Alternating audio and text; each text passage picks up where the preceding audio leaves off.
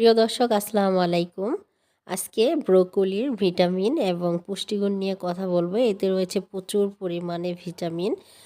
প্রথমে vitamin A, কে এবং ই, যেটা আমাদের স্কিন এবং চোখকে ভালো রাখে। এতে রয়েছে ভিটামিন সি, যার কারণে আমরা ঠান্ডা, সর্দি, কাশি, বিশেষ করে টনসিলাইটিসের সমস্যা থেকে মুক্তি পেতে পারি। এবং ব্রোকলিতে রয়েছে প্রচুর পরিমাণে ফাইবার, যেটা অন্যান্য সবজির তুলনায় খুবই বেশি পরিমাণে থাকে।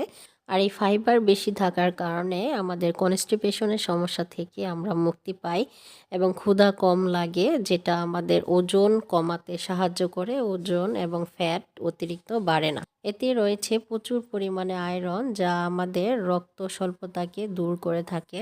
আমরা হৃৎপিণ্ডের নানা ধরনের সমস্যা থেকে মুক্তি পেতে পারি, কারণ এখানে থাকা পটাশিয়াম, যেটা হৃৎপিণ্ডকে ভালো রাখে। সাম্প্রতিক কিছু গবেষকরা বলেছে এতে ক্যান্সার সেল ধ্বংস হওয়ার গুণ রয়েছে, যেটা নিয়মিত খেলে আমাদের মস্তিষ্ক ক্যান্সার থেকে শুরু করে যে কোনো ক্যান্সার সেল থেকে আমরা মুক্তি পেতে পারি। এতে রয়েছে প্রচুর পরিমাণে ক্যালসিয়াম, যেটা আমাদের হাড়কে মজবুত রাখে। তো এই সিজনে এখন ব্রোকলি পাওয়া যাচ্ছে, সবাই ব্রোকলি খাওয়ার চেষ্টা করবেন, সেটা হোক তরকারি রান্না আর হোক সালাদ হিসাবে। যে যেভাবে পারেন ঠিক সেইভাবেই খাবেন। সকলে ভালো থাকবেন, সুস্থ থাকবেন, আমার জন্য দোয়া করবেন। আল্লাহ হাফেজ।